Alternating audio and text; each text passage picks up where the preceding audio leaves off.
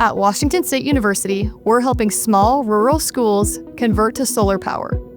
The Solar School project, which we have called the Giving Grid, is a series of projects on rural Eastern Washington schools where the energy savings are reinvested in low-income programs for that community.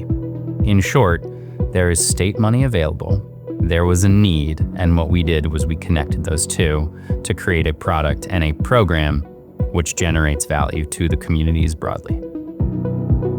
The first school to flip the switch was in Harrington, Washington. We're a school of 105 students. We're in a community less than 500. This project is really going to help us support the community. We're going to be able to allocate the funds for different things for our students that we would not have been able to purchase. WSU and their energy department's role in this program is invaluable.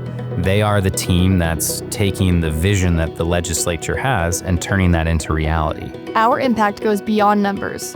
WSU delivers.